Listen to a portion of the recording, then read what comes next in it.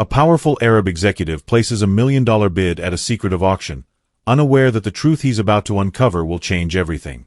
What starts as a business decision turns into a shocking revelation that will leave you speechless. The Grand Dubai estate buzzed with an air of exclusivity, its lavish ballroom bathed in golden light from dazzling chandeliers. Whispers intertwined with the soft strains of live classical music as elegantly dressed elites, billionaires, celebrities, and power players from around the world gathered for a spectacle not of art or jewels, but of something far more controversial, a secret human auction. Among the distinguished attendees, Khalil al-Mansour sat in quiet contemplation at the back of the room. A man of immense wealth and an enigmatic reputation, he was known for his cold, calculated business dealings. Rarely did he indulge in such gatherings, but tonight was different. A cryptic invitation had reached him, hinting that this event concealed a secret, one that could change everything. The air crackled with an unsettling tension as the auctioneer took the stage, his booming voice slicing through the murmurs of the elite crowd. Ladies and gentlemen, thank you for your discretion and generosity. Tonight, you are not just bidding on people. You are bidding on opportunities, investments, and lives.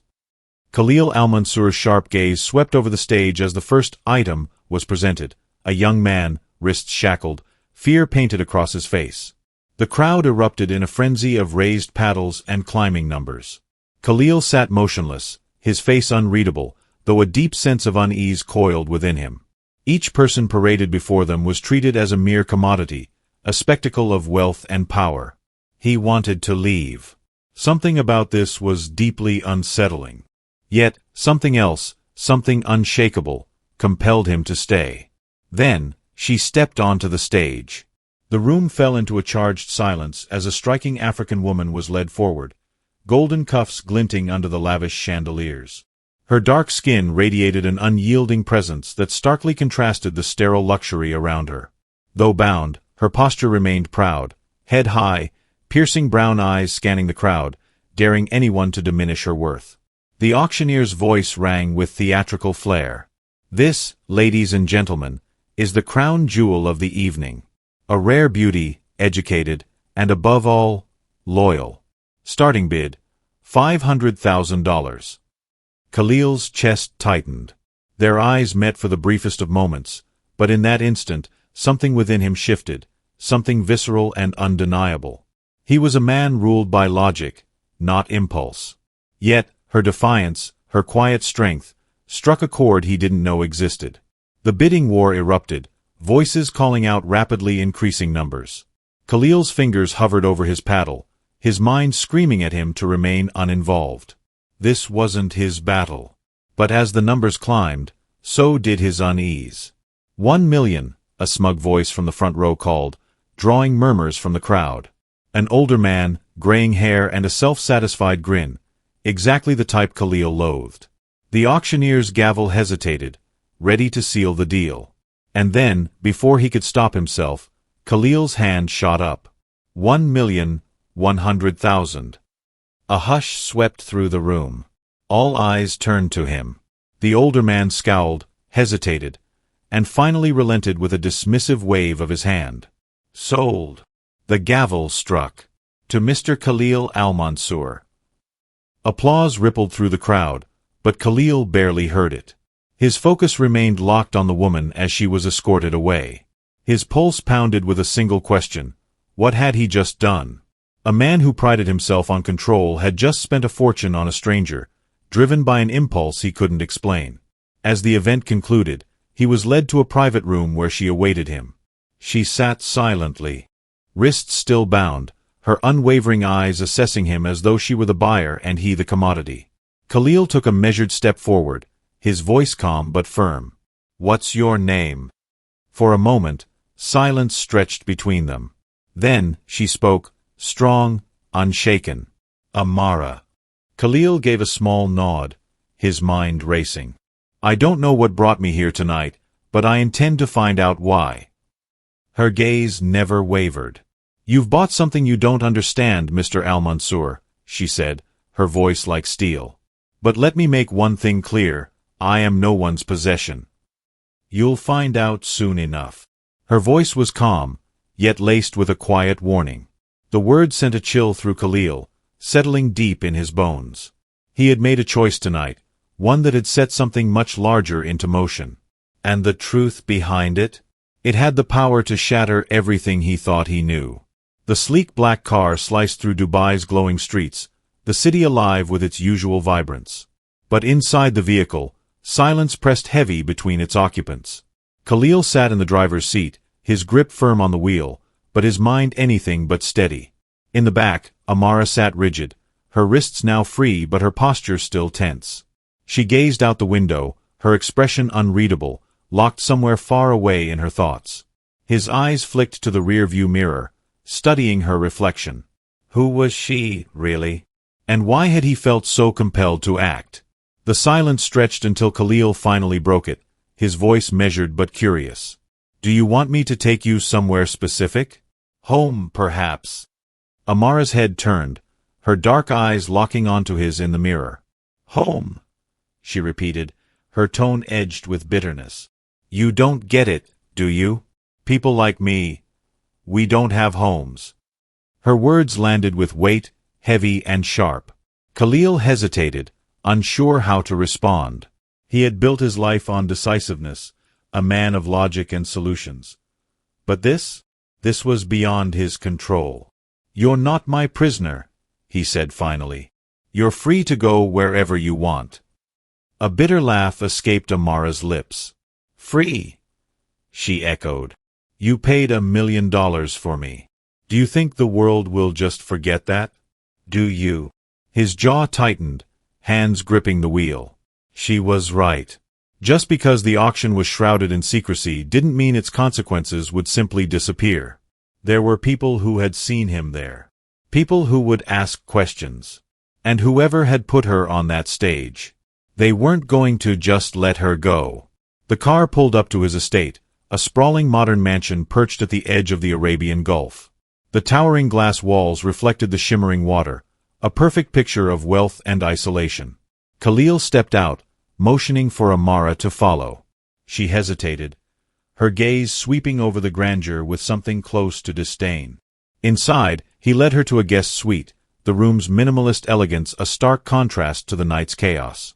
He gestured toward the untouched bed. You can stay here tonight. Rest.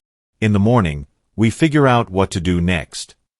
Amara stood in the doorway, arms crossed. And what do you think that will be, Mr. Al-Mansour? Your money might buy a lot of things, but it won't fix this. Khalil exhaled, running a hand through his dark hair. I don't have all the answers, Amara. But I didn't buy you. I saved you. She stepped closer, her voice rising, cutting through the air like a blade. Saved me? From what?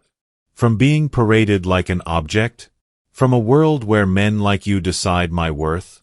You're not a savior, Khalil. You're just another man with power, playing at being a hero. Her words hit like a slap. But he didn't flinch. I don't know what you've been through, he said quietly, but I do know one thing, you're not safe. Not yet. Amara's eyes narrowed. And whose fault is that? Before he could answer, his phone buzzed. Khalil pulled it from his pocket, his frown deepening at the unknown number flashing on the screen. A strange feeling coiled in his gut as he answered. Mr. Al-Mansour. A deep, gravelly voice greeted him. You've made quite the spectacle tonight. Khalil's stomach sank. Who is this? Let's just say I'm someone who doesn't appreciate interference in my affairs, the voice continued, smooth yet laced with quiet menace. That woman you took, she's valuable. And you're going to return her. Khalil's blood ran cold. She's not your property. Neither was she yours, the man snapped. But that didn't stop you, did it? A pause, then a final warning. I'll make this simple. Bring her back, or you'll regret it. The line went dead. Khalil stared at the phone, his mind racing. Slowly, he lifted his gaze. Amara was watching him intently, her expression unreadable. Who was that? She asked. Someone who thinks they own you, he replied, his voice tight. But they don't. Amara's lips pressed into a thin line. They won't stop. You know that, don't you? They'll come for me. And for you. Khalil's gaze hardened. Let them try. The soft hum of the ocean filled the night air, but inside the estate, the tension was suffocating. Khalil paced his study, his mind spinning. The voice on the other end of the line hadn't been bluffing. Whoever was after Amara wasn't just angry. They were powerful. And they wouldn't hesitate to destroy him to get what they wanted. Across the hall, Amara sat by the guest suite window, her silhouette framed by the moonlight. She looked composed, but her clenched fists and furrowed brow betrayed her unease. The world she thought she had escaped had followed her into this gilded cage. And now, she had no idea how to break free. A knock at the door. Khalil stepped in, his movements slow, deliberate.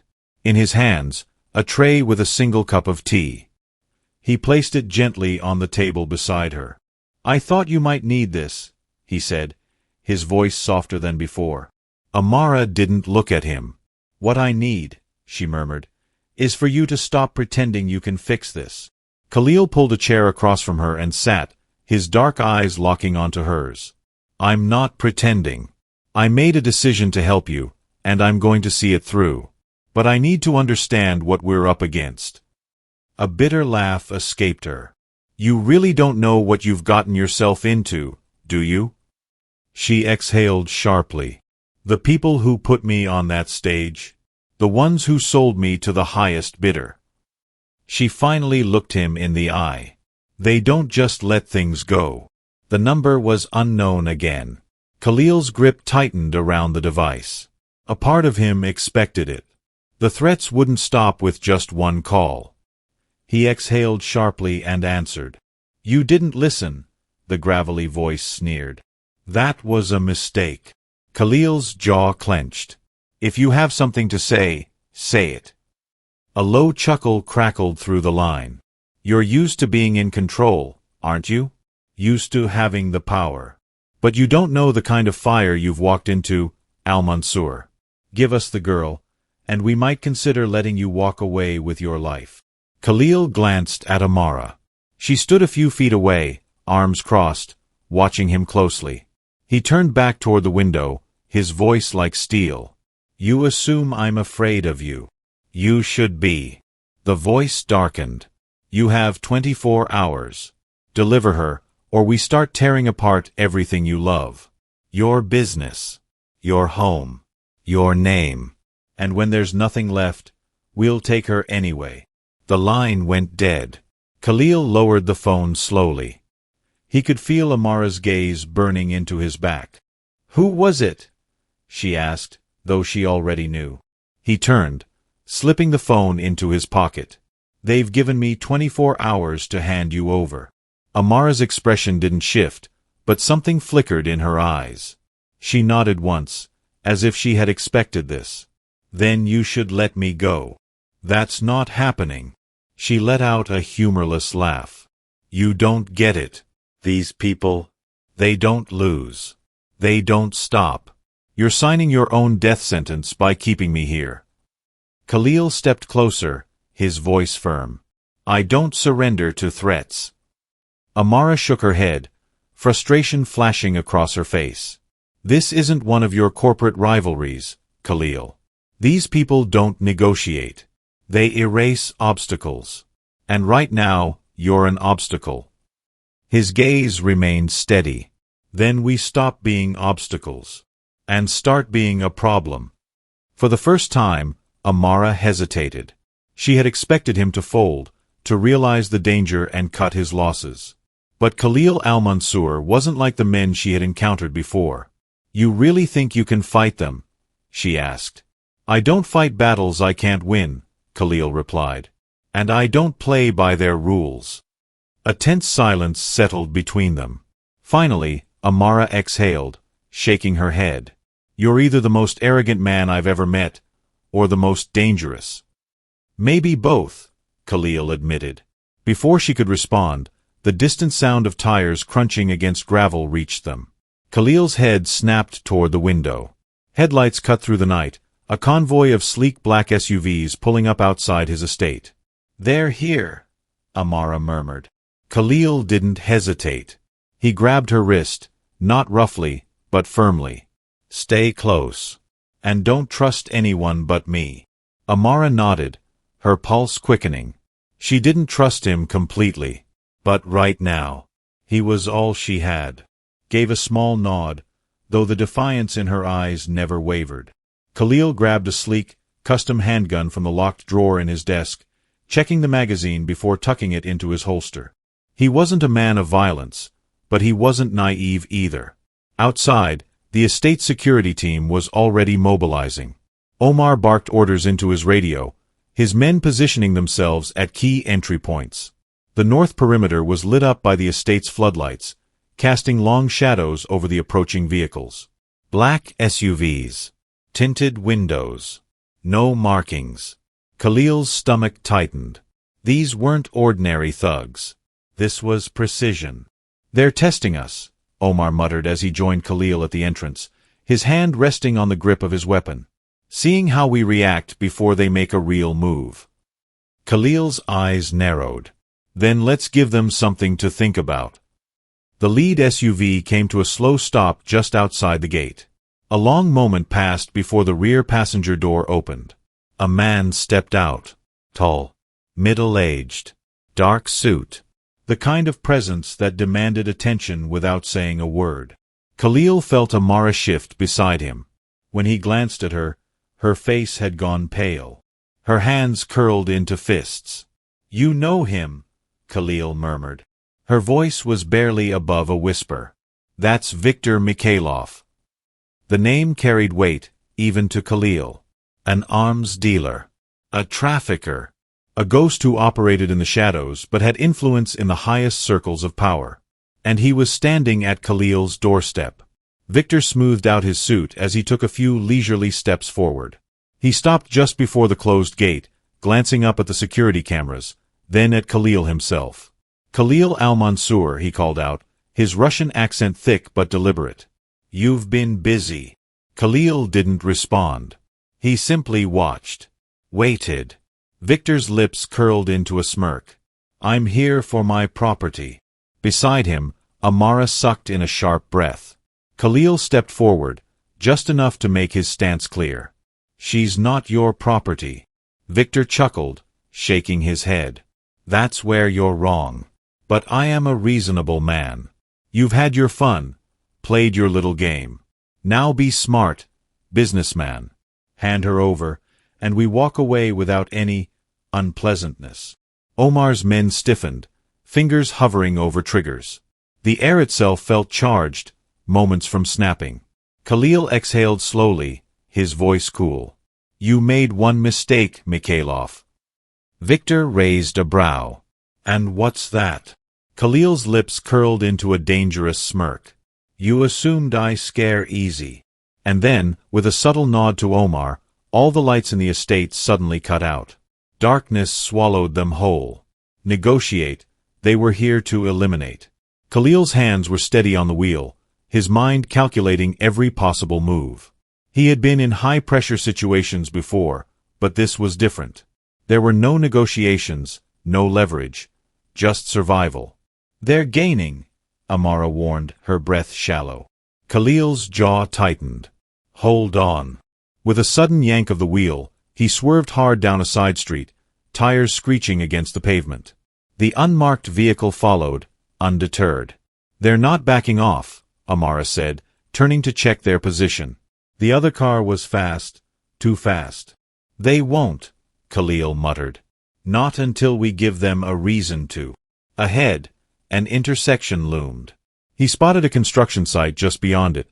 Steel beams, stacks of concrete blocks, and heavy machinery. An idea sparked in his mind. "Take the wheel," he ordered. "What?" Amara's eyes widened. "Just for a few seconds," he snapped. "Trust me." She hesitated but nodded. Reaching over, she gripped the steering wheel as Khalil released it, moving with swift precision. In one fluid motion, he grabbed his pistol, rolled down the window, and twisted his body to aim. The pursuing vehicle was just close enough. He exhaled, steadied his hand, and fired. The first shot hit the grill. The second cracked the windshield. The driver swerved but kept coming. Khalil cursed under his breath and took aim again. This time, he fired at the front tire. A loud pop echoed through the night. The car veered sharply, its momentum too strong. It skidded sideways, tires screeching as the driver fought for control.